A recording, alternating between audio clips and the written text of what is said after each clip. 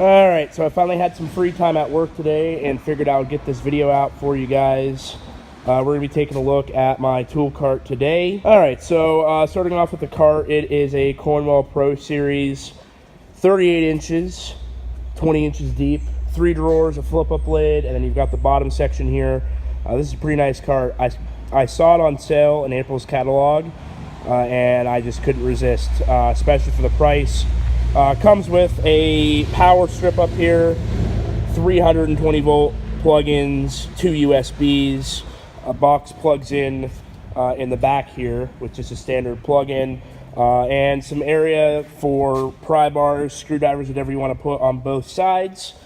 The color is really, really nice. It's a deep blue with blue drawer handles, which is pretty nice. In the catalog, it actually looks like a lighter blue. So I was going to order the green at first, but my rep had this one in his garage, and I took a look at it, and just the colors are absolutely beautiful. A couple things I don't like about it. I don't like the drawers as much. I mean, they're not horrible, but they are kind of stiff. You kind of have to close them pretty strong in order to get it to lock, to ensure that the drawers lock. And the casters are kind of annoying. But other than that, it's a pretty solid cart overall. They retail for about $1,100. So if you're looking to pick up a cart and that's your budget, I will vouch for this one. I got the same cart built on our box truck through our Snap-on rep, and it was $3,500. So the features that you get on here are pretty top of the line. You see a lot of these on the higher end carts. So definitely check it out if you're looking to pick up something good quality for an affordable price. All right, I apologize for the background noise. If you guys hear anything, we're kind of by a road. But yeah, let's get into the top part of the box here. Starting off on the left side, pry bar set. Snap-on striking pry bar set. Striking basically just means you can hit them with a hammer. That's what the metal part on the top is for. These are actually not bad on price if you're looking to pick up a set of pry bars. Obviously, they're used for tons of different things. So if you're going to pick up a set of pry bars, you got a Snap-on rep. Definitely talk about picking these up. Pretty good quality. They come in a few different colors. Obviously, lifetime warranty. Over here, we've got a set of Snap-on half-inch shallow sockets. Pretty straightforward. Just actually got the 16 mil replaced because mine came up missing. Metric 10 and 19. Behind that, Mac 3/8 inch impact, shallow and deep. Again, 10 and 19 metric. Most of my sockets are going to be metric because that's just what I use every day. These are pretty good. Picked these up off the Mac truck. I believe they're a little bit older, but honestly, they're solid. They haven't rusted or anything. In front of that, we've got tamper-proof Torx bits, Snap-on, pretty good Torx bits. I try to avoid buying Snap-on sockets because they're like super expensive. So unless I get them for like a good deal, I probably won't buy them. But the Torx bits are kind of worth it, especially like the T10 and the T15. Those break all the time. So it's nice to have a guy come to you that he can do your warranty work for you. But if you're going to pick them up, tamper-proof works the same as just a regular Torx. It's just obviously got a an indentation on the top for tamper-proof. Whenever you would encounter a need for it, you'll have it. So if you're looking at buying Torx bits, I would recommend getting tamper-proof. You really can't go wrong. Next to that, we've got a set of Husky Torx bits. These are kind of like my throwaway Torx bits. If I'm working on something and I think there's a chance it could break, I might use these. Obviously, there's a couple sizes larger than the Snap-on set as well, so I keep those in there. We got some nut drivers. I actually haven't used these at all. I've only ever used them once. They've been in here for 5 years. They're standard.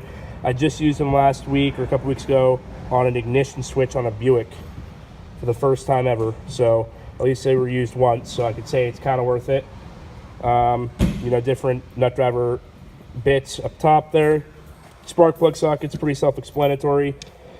This steel plate I use for like gapping spark plugs mostly, just so I have something to tap on so I'm not tapping on the box. Next to the spark plug sockets, these are actually PT 3/8 inch deep chromes. which is O'Reilly's brand. Kind of sketchy when I first got them, but totally worth the money, honestly. For cheap, they've held up decently. Not a ton of rust or anything like that. They're a little dirty. These don't get as much use anymore because I have the 12 points. But if you don't have 12 points, before I had the 12 points, I used these all the time. 1/2 inch impact deep. This is PT, which is O'Reilly's brand. This is a 19 mil, so you can obviously tell I use that a lot. These, again, have held up pretty well for cheap. Had these for like 3 years. I really can't complain much with the quality for the price. So, next to that, 12 points gear wrench. This actually goes from 6 to 19, so these aren't bad. 3/8 inch metric, of course. Just standard 12-point sockets. I use these pretty much every day. These are my go-tos, especially the 17 mil, as you can see. Next to that, we've got a set of gear wrench sockets, 3/8. These are swivel sockets, so they've got, you know, the swivel heads. Metric again, 10 to 19. These are good for engine work, mostly is when I use these. Occasionally suspensions, but sometimes brakes. In the back, channel lock, 3/8 shallow, chrome, standard and metric. I don't really use these sockets very much at all. These are kind of like my beater sockets, you know, in the event that I ever need to sacrifice a socket. These would probably be the first ones to go. I've had them for several years. In front of that, Stanley 1/4 inch deep chrome. I never really use 1/4 inch stuff. It's pretty rare. Interior work is like the only time I really will ever even consider using 1/4 inch. But yeah, I've had those for years as well.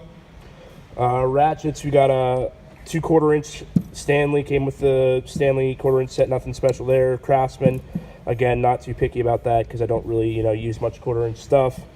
This is a backup 3/8 inch ratchet. Channel lock. Actually, it's a pretty decent ratchet. Pretty fine tooth, so if you're looking to pick up a ratchet that's decent for relatively cheap, I'll vouch for that one. Next to that, 3/8 inch, again, just a standard ratchet. This is snap-on. This ratchet's all right, I guess. It's been rebuilt a couple times, but it is pretty old. I've had it for several years, lifetime warranty. So next to that, long flex head 3/8. This is Pittsburgh, which is Harbor Freight. You'll find a lot of reviews for these online. They're actually they're troopers, man. I've had this for a couple years. I cheater bar that thing all the time, and it holds up all right. So I can't go wrong for the price. Next to that, this is like my primary. You know, I use this in a lot of my work. This is a 3/8 inch Mac long flex head. Quite a bit longer than the Pittsburgh. I know you can't really see it from here, but you definitely get some extra leverage with that. Not bad. This has been rebuilt a couple times as well. Actually, the head on it is like brand new, and I believe the shaft was replaced as well. So relatively new there. Breaker bar, 1/2 inch. This is 36 inches long. I'm not going to take it out because I only have one hand. It's like super heavy. Snap-on. Pretty much I use this, most commonly I use this on like axle nut sockets, stuff like that, occasionally. Obviously lug nuts occasionally. Some suspension bolts, you know, living in the north, you get a lot of seized up bolts. Definitely a lot of leverage. Over here, keep an extra set of screwdrivers, you know, an extra nut driver. This is just kind of like what I use to pry, because I don't want to obviously use like my really good screwdrivers to pry and ruin them. So I basically keep these up here, you know, brake calipers, things like that. So that is the top part. Nice voice crack there. So I went home and realized that my first drawer, the file was corrupt. So we're gonna take another look at it. Nothing too special in here, but first drawer, we got 2 sets of wrenches in here actually. The first set is Expert combo wrenches, metric. Expert is like Mac's lower end, kind of like how you know, Snap-on has Blue Point.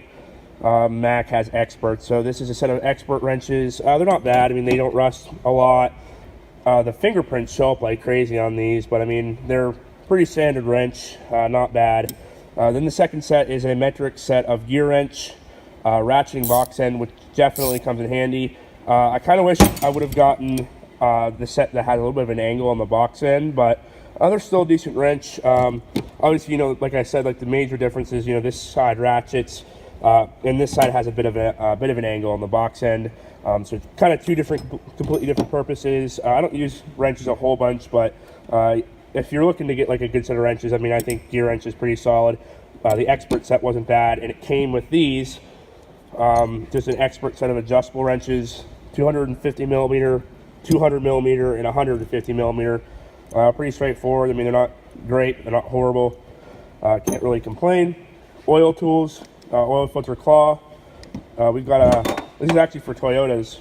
It's a specialty. Toyotas use a special oil filter housing, so you have to buy one of these to be able to remove them on most Toyotas. So if you're a general service tech, definitely looking to getting one of these. I got this one on eBay. Doesn't really matter how good it is. Oil filter pliers, obviously, and then we've got a 40-ounce snap-on dead blow hammer, ball peen. Yeah, it's a pretty good hammer, under $100, and it's got some serious power, actually. I mean, I've seen this thing shatter rotors, so if you're looking to pick up a good hammer, a lifetime warranty, not a bad price, definitely look into that one. All right, so next drawer down, I guess I'll start from up here. Snap-on plier set, 4-piece, comes with, you know, side cutters, needle nose pliers, regular pliers, and then adjustable pliers. Lifetime warranty on these. Honestly, these are the best pliers I've ever used. They don't rust a lot. These things can cut paper, always cut smooth. You know, the heads don't bend or flex unnecessarily, and even if they did, again, covered under lifetime warranty. So if you have a Snap-on rep, definitely talk to them about, you know, picking these up. Totally worth the money. Next to that, screwdriver set, flatheads, Phillips, a couple stubbies. I don't use these to pry. That's why, you know, I have those. If you want to pick these up, I recommend it. I'll put the part number below. Pretty affordable. Comes with a lot, lifetime warranty. And don't pry with them, because if you do, you'll break the tip off. I mean, and they'll replace the tip. They'll actually replace the shaft when they're warranted. So the grip, will still be your original grip, but the shaft will be replaced. But kind of inconveniencing to constantly be breaking your screwdrivers. And then for my grips, people ask about my soft grips all the time on like Instagram, like why my tools are clean all the time. CRC, any kind of like electrical cleaner, if you spray it on there, it's not corrosive. I don't really like to use brake clean because it kind of dries things out. So pick up some CRC, like they make like like electronics cleaner, auto parts store, best thing to clean those off. Extensions, 1/2 inch, 3/8, 1/4 inch, standard, and then we've got some wobbling, 1/4 inch, 3/8, and 1/2 inch. Picked these up on eBay, super cheap price. Had them for 2 years. Haven't rusted a lot. So if you're interested in picking these up, there's another thing I'm going to put in the description below because they're ridiculously cheap. Only one is broken, and it was because I impacted it and I knew it was going to break. And for whatever reason, I did it anyways, and sure enough, it broke. But other than that, they've held up pretty well, honestly. I use these every day. Pick set, Snap-on again, long, and then the standards. The long pick set, can't go wrong here. Pretty cheap overall. Same with the standards. Good for interior work. Another thing, it's kind of weird, Volkswagens with like Torx bits on the lug covers. Sometimes it's nice to have a long pick as opposed to just a standard to get those out because it offers some extra leverage. And then like if you try to pull on it with like a small pick like this, you end up stabbing yourself and stuff. So the long picks are good for that. Obviously, standard picks, use that for just about anything. Trim tool, Mazdas use these on the skid plates. Fords sometimes have these on the skid plates. Headlight assemblies, always kind of want a trim tool. Some people never use them. I don't mind them. I think they're decent. Then burn off pliers up here. If I ever have to weld anything, I'll use these or pick up something hot. So I'll use these so I don't end up destroying, the Snap-on ones. So that's that drawer. Bottom drawer, this is power tools, air tools, Snap-on drill. I used to use this all the time. This is last generation, but I don't really use the drill much anymore. When I do, usually the shop has one, or I just borrow one because the battery needs rebuilt and it costs a ton of money. And I don't want to go out there and buy a 14.4 because I don't use a drill enough. 3/8 inch impact, MG series Snap-on. I'm not sure the torque specs on this, but I'm not going to recommend it. I mean, it's not a bad 3/8 gun, but for the money, there are better alternatives. Picked it up for a relatively decent deal, though. 1/2 inch earthquake, 550 or 600 foot-pound, I believe. Dude bought 2 of them. Didn't want the other one, so I picked it up for 40 bucks. Had it for 2 years. The only complaint with this one really is you can see like this bolt backs out on the bottom part. One of them actually completely backed out. This is the only thing holding it on. That gets very annoying.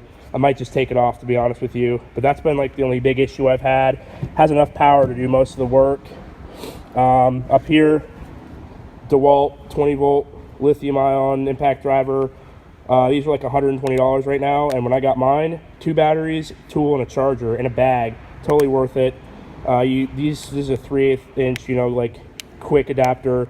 So I can put sockets and stuff on here. You can buy 1/2 inch, 1/4 inch, 3/8, whatever you want. So definitely, this is one of my all-time favorites. I use this all the time. Actually, I've really only had this for like a year, but you probably couldn't tell by looking at it, but it gets used all the time. Excellent tool. Recommend it. Die grinders, Mac, 90 degree and straight. 90 degree is obviously seen a lot of use, as you can see. The straight, not so much. I think I've only really used this like maybe once. These aren't super expensive. They're pretty good. They're average die grinders. They're definitely better than the Central Pneumatic or whatever you get at Harbor Freight. You know, they're not super expensive, so decent purchase. I think it was worth the money. Another adapter for the impact driver.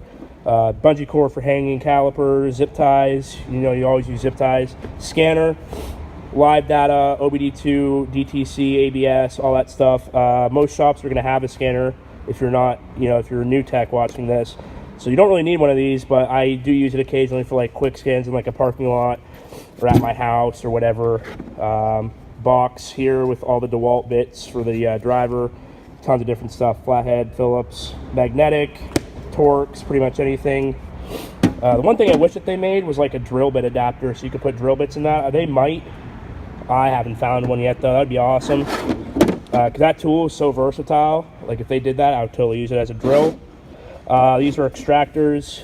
If you round off a bolt, can't get it out, you'll hammer this on, and you can see like the teeth on the inside will grab that bolt, back it out. These are kind of expensive, but they're useful because when you need them, you usually need them pretty badly. Obviously, it'll ruin the bolt, but if you're using an extractor, it's probably already toast.